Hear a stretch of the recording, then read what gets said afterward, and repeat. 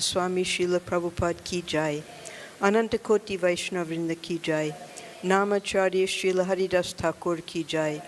Prem se kaho Shri Krishna Chaitanya Prabhu Nityananda Shri Advaita Gadadhar Shivasari Gaur Bhaktavrinda ki jai. Shri Shri Radha Krishna Gopa Gopinatha Shama Kunda Radha Kunda Giri Govardhan ki jai. Shri Vrindavan Dham ki jai. Mayapur Dham ki jai. Jagannath Puri ki jai. Ganga Mai ki jai, Jamuna Mai ki jai, Tulsi Maharani ki jai, Bhakti Devi ki jai, Samaveda Bhaktavrinda ki jai. All glories to the assembled devotees. All glories to the assembled devotees.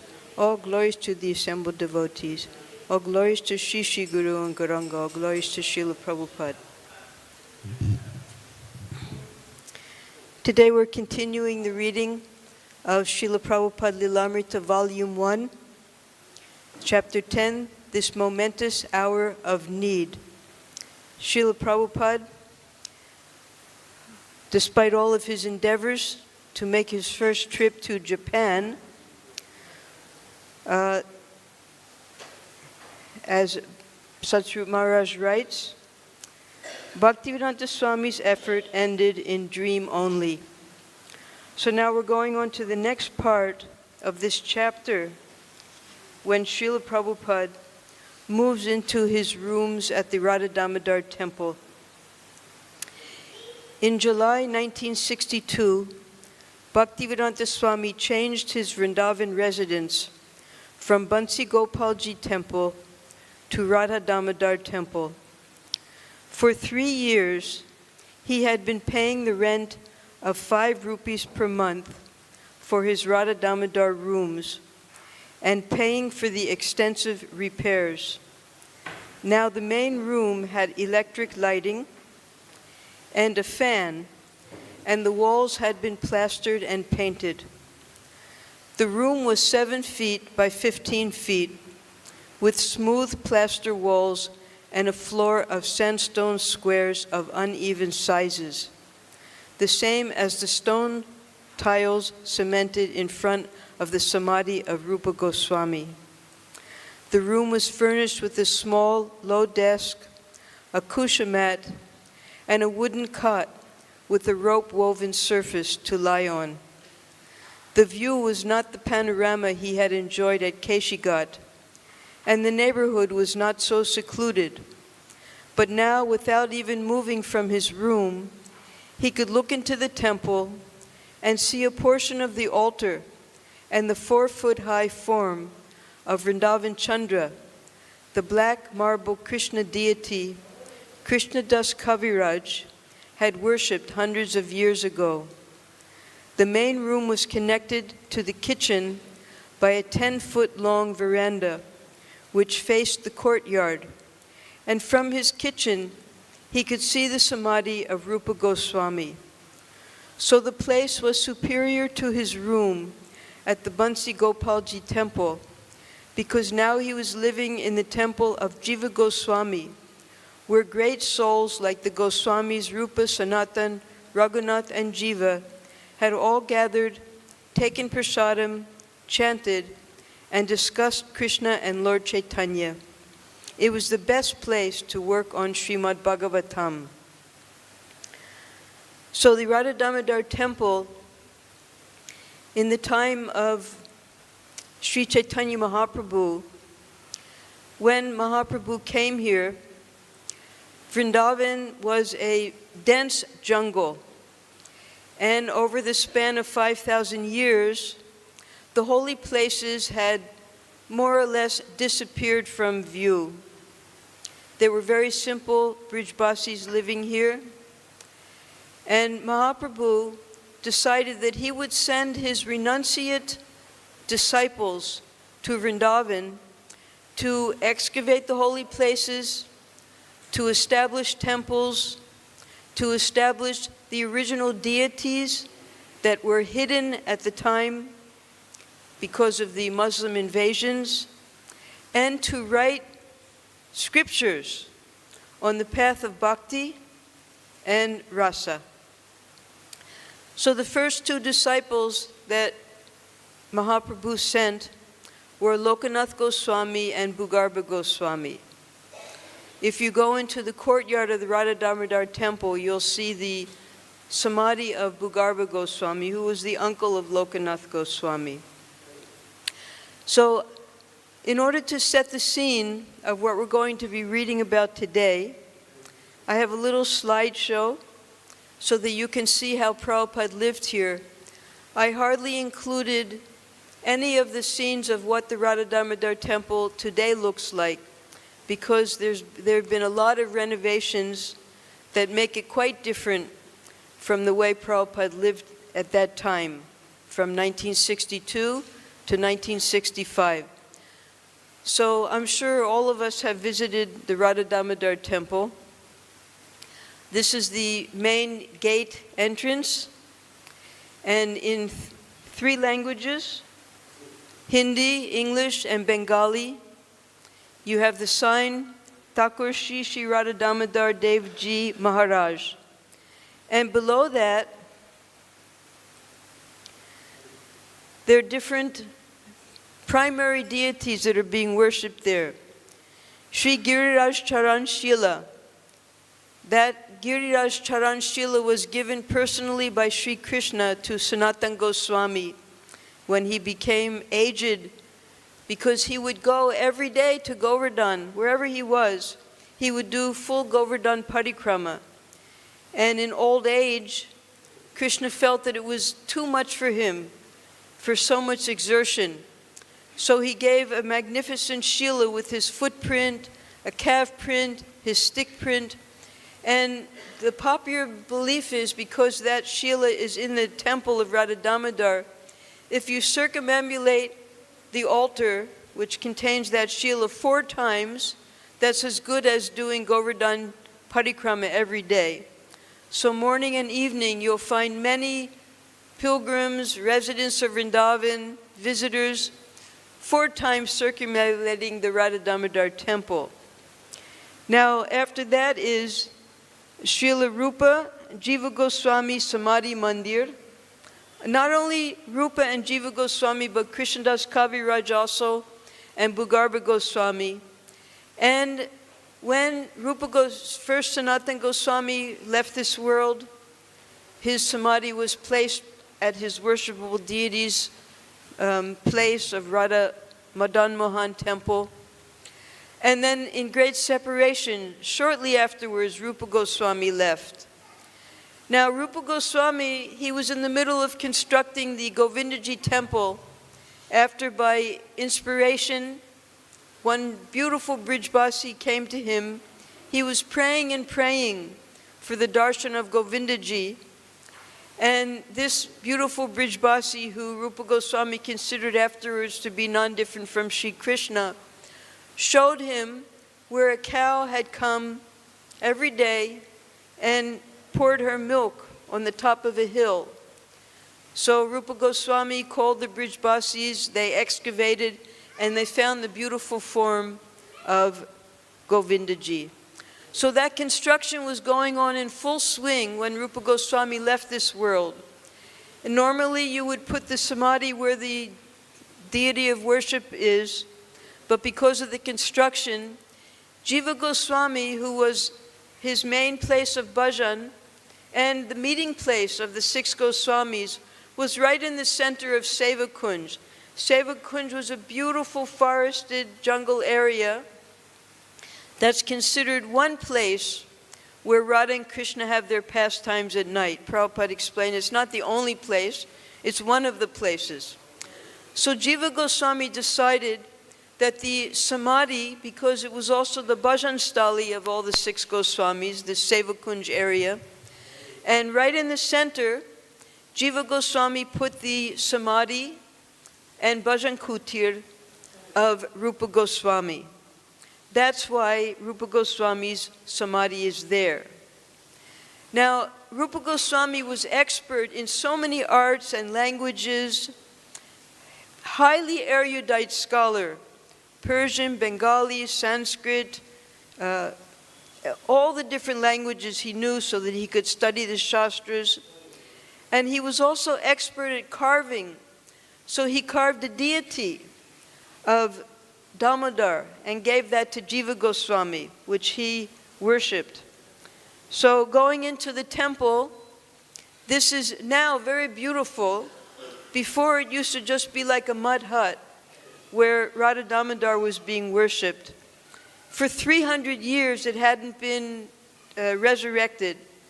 And then previous 2-3 generations, they were able to build this nice temple complex.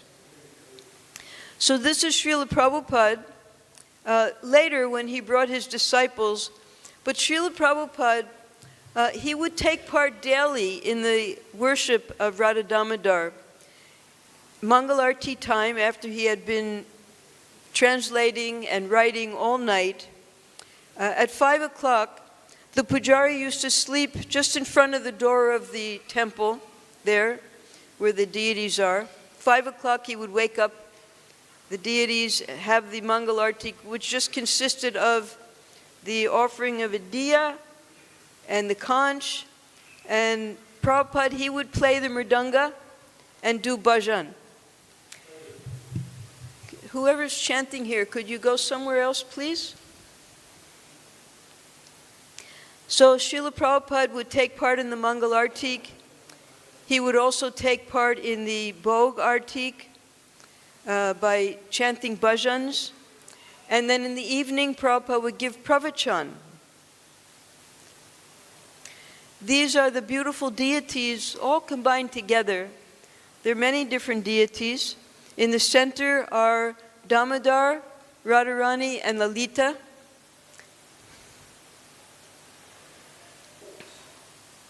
This is Damodar up close, the beautiful worship that's now being done. This is the Shila that was given by Krishna to Sanatana Goswami. This is a picture when that Shila was given at Govardhan itself. And here we have the deities. On the left-hand side are Radha Vrindavan Chandra. So when from Prabhupada's window, where he would sit and do his translation work, he would look out of his window and he would be able to see Radha Vrindavan Chandra, which is on the far left-hand side. And then in the middle is Lalita, Sakhi, Damodar, and Radha. Then on the side, on their left-hand side, our right-hand side, are the deities worshipped by Jayadev Goswami, that's Radha Madhav. And then all the way on the side are the deities worshipped by Bhugarbha Goswami. And their names are Radha Chalchikanji. We can go back and see again. So you have Radha Vrindavan Chandra, Lalita, Damodar, and Radha, Radha Madhav, and Radha Chalchikanji. Prabhupada would take darshan every day. Now, depending upon who you listen to, because there are many different groups of Goswamis, when Jiva Goswami disappeared, he entrusted the puja, the seva puja, to his disciple Krishna Das. And coming from Krishna Das is the line of the Goswamis that have carried on since the 1600s, the seva puja of Radha Damodar.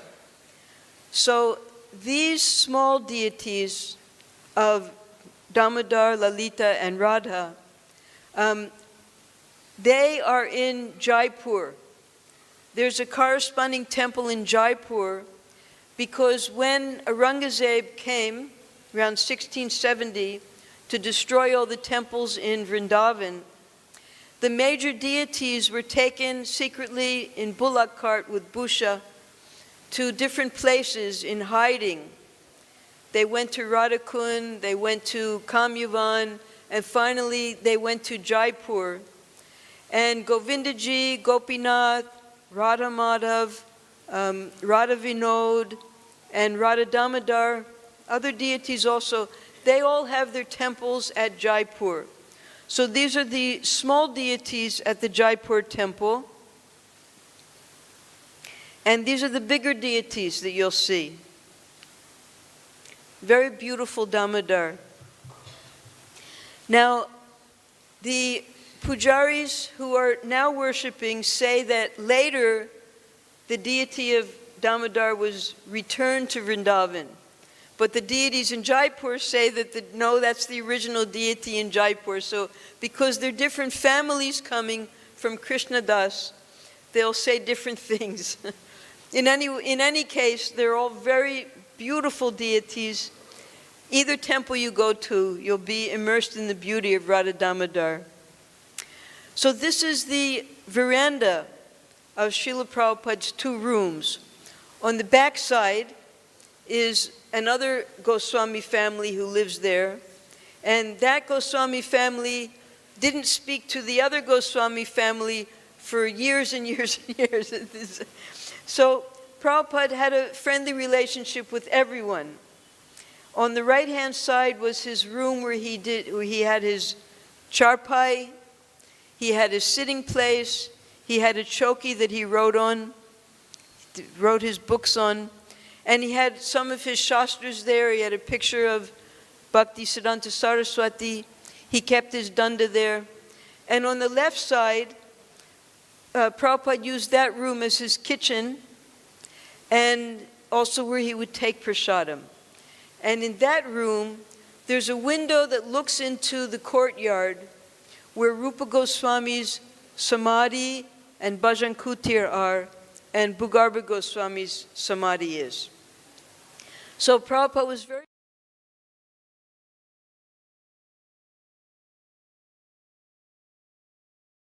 That's 2 generations previous to the grandson who's now worshiping. This was Prabhupada's original charpai, and you can see the rustic conditions in which Prabhupada lived. He didn't even have a pillow for his head.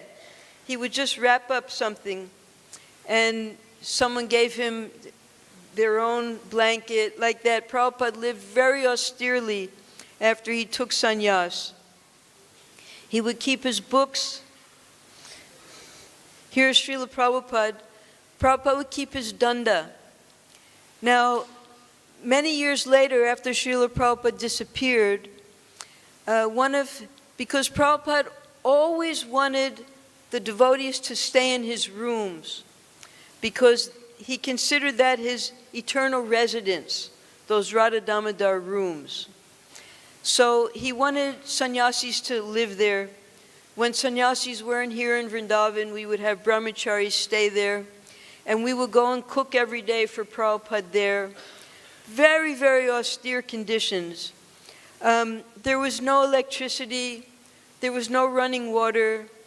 There was a well. We'd have to pull the well water for any type of water that we needed. We would cook with gobar kanda. And in that way, we were carrying on what Prabhupada wanted us to do. And we were keeping all of his things very carefully, just as he kept them. Now, there are 2 different moods of worship in Prabhupada's rooms at Radha Damodar. We were trying to keep everything as much as possible as it was when Prabhupada was there, so you get the mood of austerity and renunciation. Then when the devotees came in 1970, they made things a little nicer. For instance, if you go into Prabhupada's house here now, you'll see, you go into the room where we sell the books, then the secretary's room, you go into Prabhupada's big room. On the left-hand side is Prabhupada's prasadam room. And you'll see a very nice asana, a wooden asana that Prabhupada's murti is sitting on. So Jamuna had 2 asanas made for Prabhupada. One she put in his room for him to sit when he did his translating at his choki. And one she put where Prabhupada would sit and look out the window when he took prasadam. So after Srila Prabhupada entered Samadhi, before that, when Prabhupada was still present here, Jamuna brought one of those chokis here for Prabhupada to take prasadam and kept one in his main room at Radha Damodar. She also painted the room very nicely, got a new bed with not just a charpai, it had the white, like you see in Prabhupada's room here, white strips on the bed.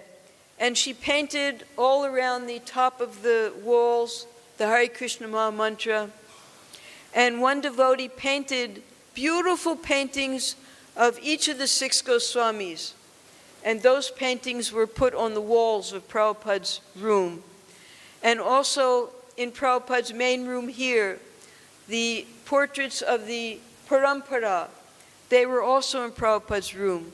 So naturally, the devotees, they couldn't bear to see Prabhupada live in such austere conditions, so they fixed up the rooms very nicely. But still, it was austere. Now, this is Prabhupada when he came back in 1971. He was meeting with some of his previous associates, his godbrothers, the neighbors. This is where he used to sit to do his translation work. There's his window, now it's closed. In the midday, Prabhupada would close the windows. Here, Prabhupada is sitting with Krishnadas Babaji, his beloved godbrother, and Gaurchand Goswami, who invited Prabhupada to live there. Now, this picture is taken from the entrance door, and you'll see there's another door behind. So that door on the right-hand side was Prabhupada's washroom. So he had everything combined there.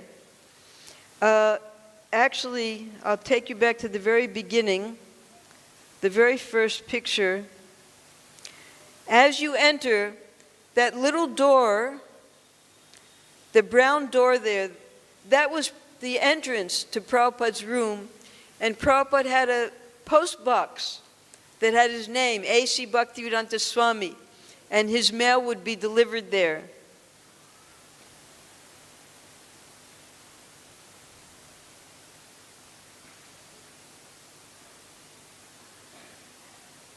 Now this is in modern day, just to show the difference between the two, how it was when Prabhupada actually lived there, very austere, with no furniture at all, except for the charpai. And now they've fixed it up very nicely and comfortably. They even put an air conditioner in the room. I don't go there anymore for that reason, because it's not the same mood. This is the new bed that they got for Prabhupada. This is Prabhupada's kitchen. So Prabhupada had a trunk in this kitchen with many of his belongings in there. And this is where Prabhupada would sit and take his prasadam and look out the window and meditate on Rupa Goswami. And I don't know if you can see it. Yes. This is Prabhupada after the devotees fixed things up nicely. Jamuna made there's a little brick, one brick wall separating where Prabhupada took prasadam to where the cooking went on. And just to make a little separation between the two, though she would be right there making the chapatis for Prabhupada as he was eating. And you see how Prabhupada's so intently meditating on the samadhi of Rupa Goswami as he looks out the window. Now, when you go in for darshan, for Radha Damodar, you turn left through a little passageway, and you come to where the samadhi mandirs are. Most of these samadhis are of the descendants of Krishnadas, who were the Goswamis and the Pujaris. But aside from that, here, at this left-hand corner, is the Pushpa Samadhi of Bhaktisiddhanta Saraswati. And Gaurchand Goswami, who was very dear to Prabhupada, Prabhupada once confided in him that he had a spurti. Spurti means when the Lord manifests, or when a pure devotee manifests to us. He had a spurti of Bhaktisiddhanta Saraswati ordering him to go to the west at this place at his samadhi. And Prabhupada had another spurti, and Prabhupada was asking his Guru Maharaj, how am I to go? I'm penniless.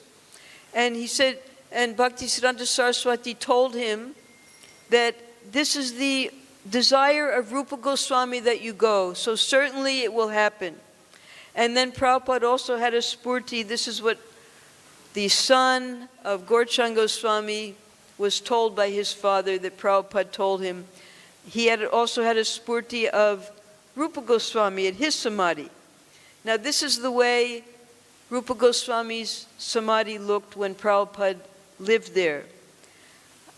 I can't bear to go there anymore because of all the changes they've made, but this is the way we remember the Radha Damodar temple as when Prabhupada lived there. The beautiful tamal tree there, the samadhi, Prabhupada's window, and Prabhupada himself, when he brought the disciples in 1972 for Kartik, he had the Nectar Devotion lectures going on there. He would sit right there in front of, between Rupa Goswami's Bhajan Kutir and Samadhi and give his lectures every morning and evening. This is the Samadhi of Rupa Goswami, and one of the devotees, see, this is the problem. One of the devotees actually stole these japamala of Rupa Goswami. And then another devotee stole all of the things that was in Prabhupada's rooms, including his danda and his trunk and all of his manuscripts. And with much endeavor, we were able to get back some of the things. We got back Srila Prabhupada's danda from him. This was after Prabhupada left. The danda is now being locked up in Prabhupada's house here. His trunk is also locked up here.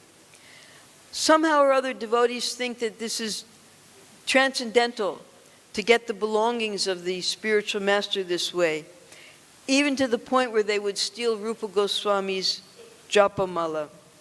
Great offense. This is the Bhajan Kutir. Now this picture of Rupa Goswami that's very popular, Akbar used to call the saintly devotees to take advice from them. And he called Rupa Goswami also, and Rupa Goswami would visit there in Agra. And this was a picture of Rupa Goswami there in Agra. They took that picture, and in Urdu, his name was under this picture. So they keep that picture. This is the Samadhi of Bhugarbha Goswami in the corner.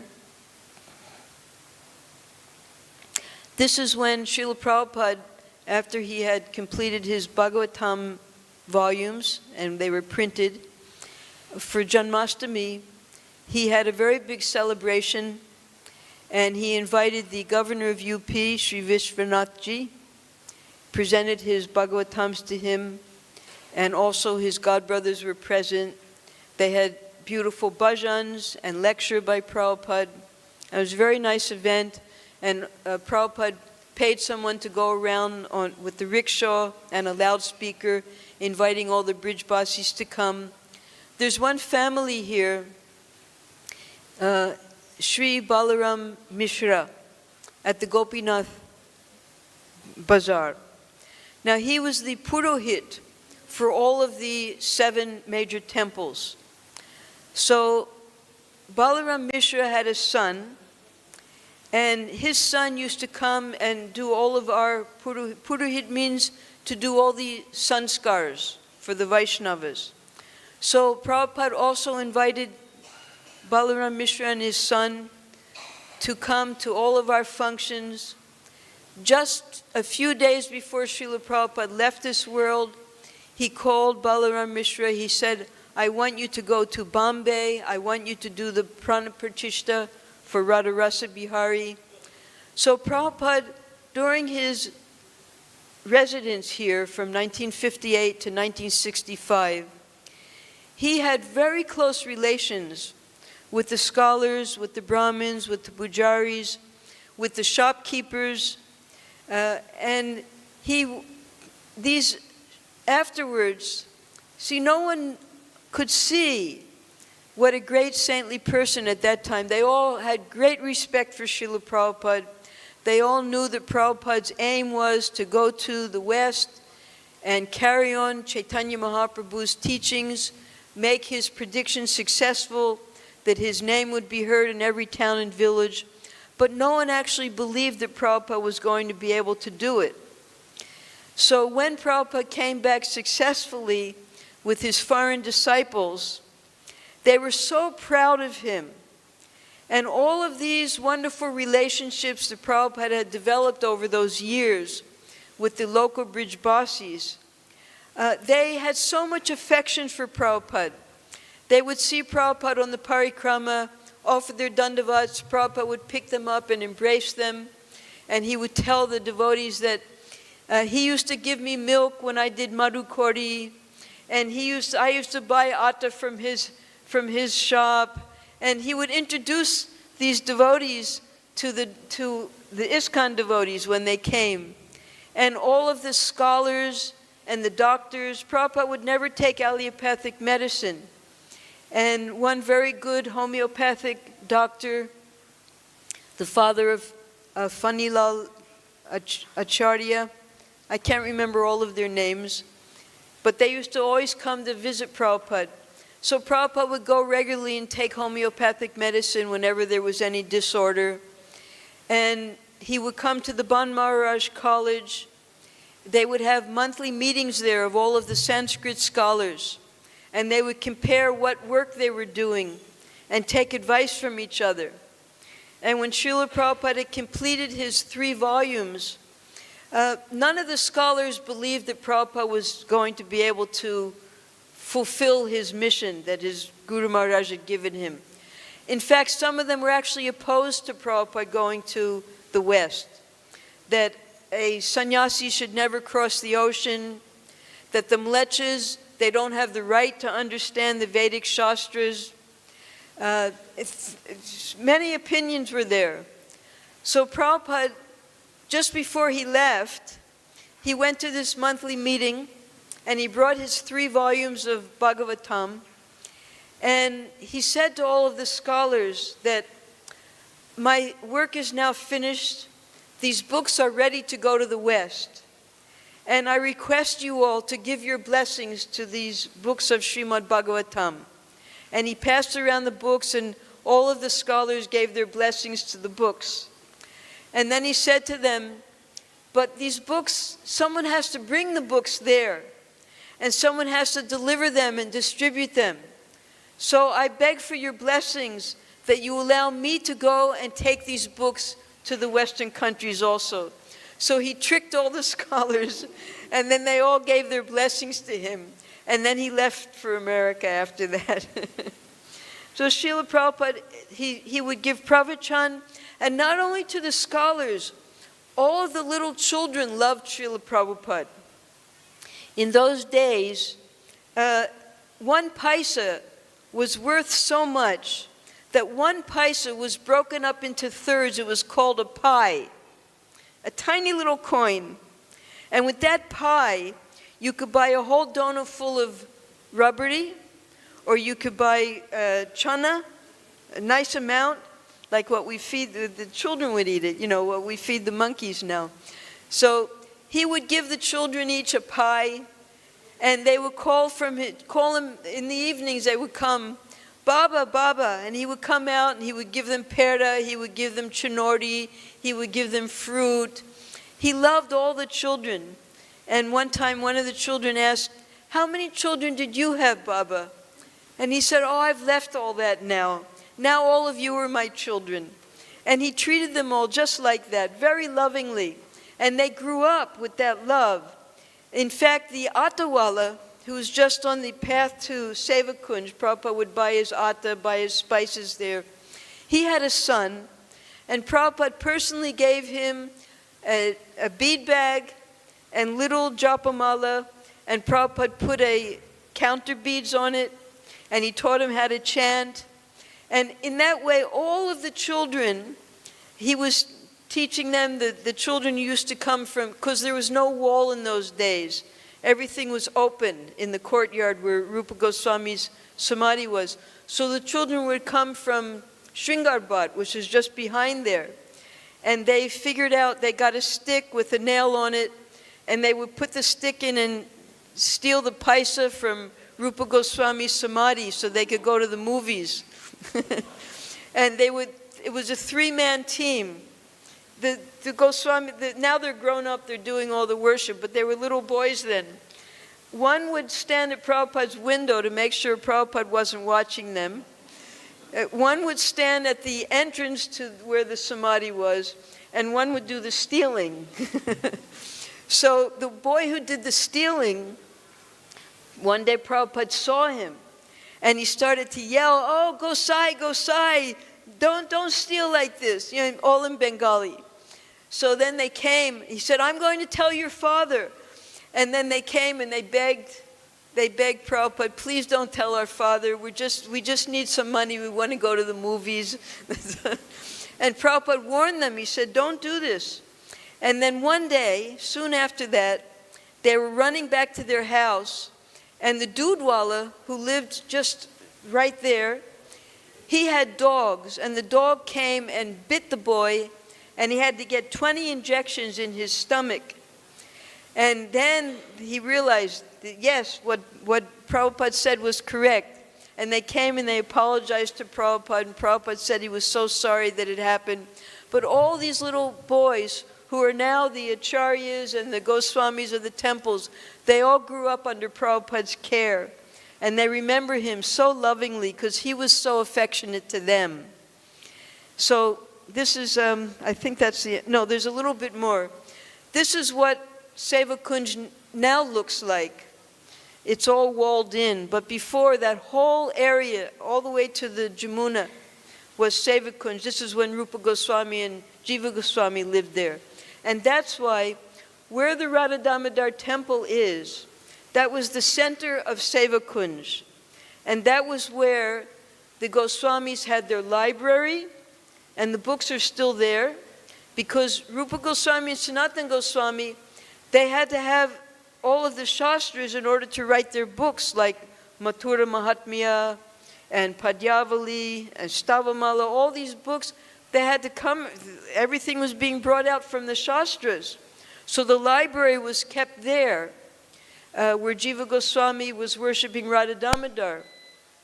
And that library is still being kept, and that was another advantage for Prabhupada to go to move at the Radha Damodar temple, because the six Goswamis' library was there, so he could also do research at that place. So this is a very important place, the Radha Damodar temple. It's considered the center of where all the Gaudiya Vaishnavas do their worship. And even to this day, hundreds and hundreds of Vaishnavas come every day to do their parikrama there, while they go to visit all the temples. And Prabhupada also, he would regularly go on parikrama, he would regularly visit the temples, but at night, he would do his writing when everybody else was sleeping. This is the way the parikrama looked then, and even in the 1970s when we came here. There were no roads whatsoever. It was all white sand, and on the left-hand side, it was dense forest area all the way to the Jamuna. You can see the Jamuna right far in the back there. And this is, the whole parikrama path was like that. That's all then. Okay, so we'll go on with the reading now. At 1:00 a.m., when no one else was up and it was very quiet, Bhaktivedanta Swami would wake and begin writing. Since electric failures were not uncommon in Vrindavan, he would often work by lantern light. Actually, electricity did not come to Vrindavan until 1965. So Prabhupada always had a kerosene lantern hanging on his wall. There was a hook there hanging on his wall. And at nighttime, he would use that kerosene lamp. But in any case, a beam of light would shine out from his room onto the veranda, while inside the room he worked under its brightness. While he wrote in stillness, sometimes a toad, as dry as the stone floor, would hop out of hiding and across the floor, exiting through the cement latticework of the opposite wall. Sometimes a tiny mouse would run out from behind a window shutter and hide in another place. Now, Jamuna tells a story that not only the little toads and mice, but sometimes monkeys would come into the room. And the devotees would give the monkeys names so that they could recognize, because they all lived there. So this one monkey, who they called Haladari, it was a mother with her babies, she came into Prabhupada's room, and Jamuna was going to stop the monkey, but the monkey was already in, and she heard Prabhupada talking to the monkey in monkey language. He knew the language of the monkeys. And she couldn't believe it, that they were having a conversation. And after the conversation, the monkey came out of the room. So she went in and she asked Prabhupada, "Prabhupada, I heard you talking to the monkey. What were you saying?" And Prabhupada told her, I told this monkey to go out and not bother me anymore." So, and then they would come in, because when guests would come, they would bring Prabhupada fruit, so they would rush in and steal the fruit and run out again.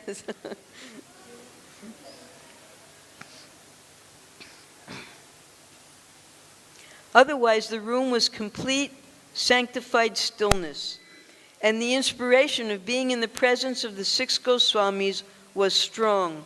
Now, there was a Babaji, Hridayananda Das Babaji. He was born at Radhakund, and he lived also on the other side of the courtyard where the Rupa Goswami Samadhi is. And he would hear Prabhupada at night. He didn't know it was Prabhupada. He would hear someone singing and calling out to Rupa Goswami and sweeping at night. And then one night, it was a full moon, so he went up onto his roof to see who it was, and he saw that it was Prabhupada. So Prabhupada, sometimes at night, he would go out into the courtyard and sweep around Rupa Goswami's Samadhi in order to get his blessings. And then, because he was a young boy, he would come and ask Prabhupada if he could do any service for him. Prabhupada would let him clean his room sometime. And while Prabhupada was out of the room, he took the broom and he was getting all of the makrijal off of the ceiling. And as he was sweeping, the spiders were falling down on the floor. And just as the spider was crawling, Prabhupada came into the room and he became very grave. And he said to Hridayananda, he said, "These creatures have been here for hundreds of generations, and we shouldn't disturb them." So after that, Hridayananda said, "I didn't kill him. See, he's going out of the room." But after that, he was very careful never to disturb the residents of Vrindavan again.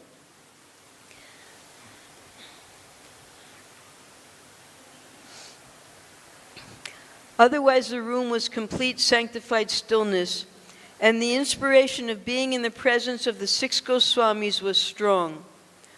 Above the open courtyard, the sky would be full of clearly visible stars. As he worked, the only sounds would come from the town, perhaps of a dog barking in the distance. Now, at one point in 1972, when the devotees came here, there wasn't enough room for them to all stay at the Radha Damodar temple, so Prabhupada arranged for them to stay at the, near the, I forget the name of the palace, but it's just on the bank of Keshigat. And they would come in the morning to go to the Mangalartik. But Prabhupada warned them that don't come that early, because even for a lota, they'll kill you here. So he warned the devotees, you have to be very careful in that area. So they would wait till sunrise and then come to the Radha Damodar temple. At 4:00 a.m., the temple pujari, who slept under a shelter near the deity doors, would awake, turn on an electric light, and with a long pole, clear the bats from the rafters. At 5:00 a.m., after waking the deities, the pujari would open the doors before the altar and begin Mangal Arti. He would offer a flame while a few resident devotees gathered and chanted, playing instruments. Usually someone would bang a gong while someone else rang a large bell. And then the residents, they remembered that Prabhupada would also come and play the mridanga and sing. Any sound from the courtyard carried immediately to Bhaktivedanta Swami's quarters, and the clanging bell and gong would suddenly reverberate against the walls of his small room.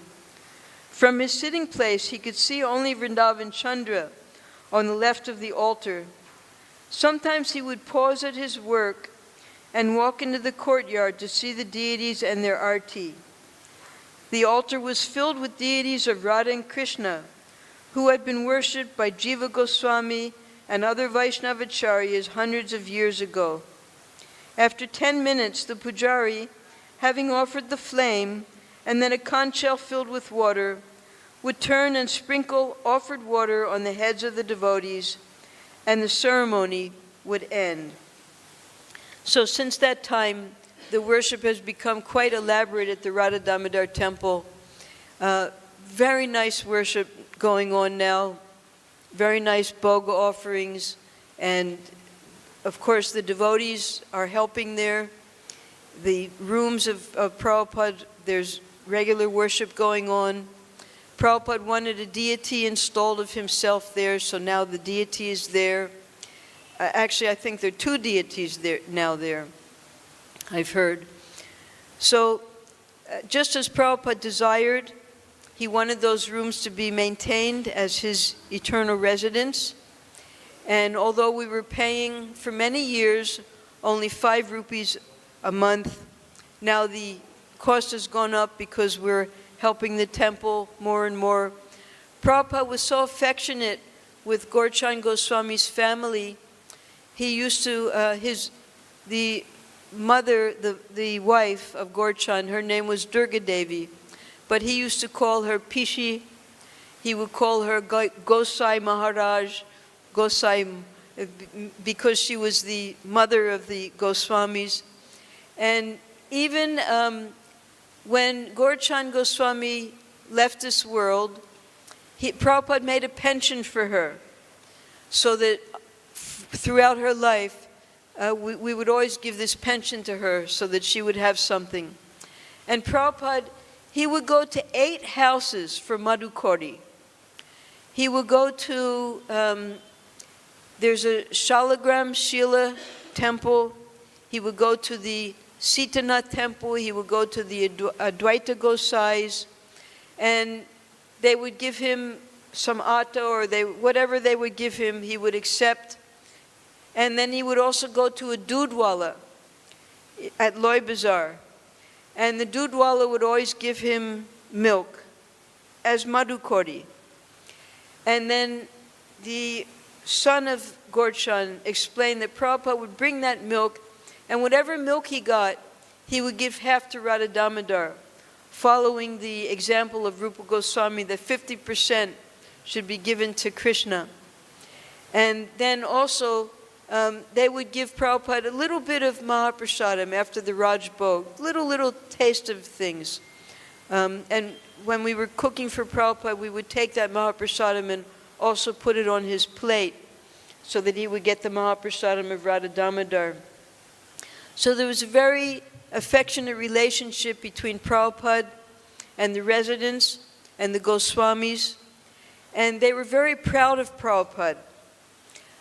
In fact, many of them, when you read their memoirs, at least 3 of them said that they felt that Prabhupada was a Shaktavish avatar, who carried on successfully the mission of Chaitanya Mahaprabhu all over the world. And although they couldn't recognize Prabhupada at the time when he lived with them, when they saw that Prabhupada had actually carried this Hare Krishna Maha Mantra all over the world, then they realized what a great saintly person he was. And even though most of his disciples were Mlecha Yavanas from the Western countries, and normally they wouldn't be accepted by the Brahmins and the Goswamis, because Srila Prabhupada proved to them scripturally that it's not by birth, it's by deeds, guna karma vibhagasaha, by one's qualities and by one's work, that one becomes a Brahmin. So at first, the locals would not accept the prasadam from the disciples of Srila Prabhupada. But Prabhupada, he would accept, although the disciples didn't know how to cook properly yet. And some of the residents of Vrindavan, they noticed that when Prabhupada spoke to his disciples, he spoke to them just like they were little children. Do you understand? Can you follow this? Like that. He spoke so affectionately to them. And because Prabhupada was so affectionate to his disciples, therefore the residents, gradually over the years, they accepted Prabhupada's disciples. And now our bandaras, all of the great acharyas and the sadhus come for the bandara of Prabhupada's disappearance. Over these years, 50 years now, they have grown to accept Srila Prabhupada's disciples and our temple and the worship that's going on. This is why Prabhupada made sure that when he did the installation of the Krishna Balaram deities, he called the local Purohits, the Goswamis, the Acharyas, to do the installation themselves. Because if they did the installation, then they would have to accept that these were properly installed deities. And Prabhupada would also have his disciples go and learn from the Radha Raman temple and from the Purohits how to carry on the worship. Because Prabhupada personally was not always here to train us. So we were able to go and learn from these local residents. So now our Krishna Balaram temple is accepted as the second most popular. Of course, Banki Bihari, most dear, that's another sampradaya. But in the Gaudiya Vaishnava sampradaya, our temple is very popular. And due to the high standard of worship in our temple, all of the other temples have also brought up their standard.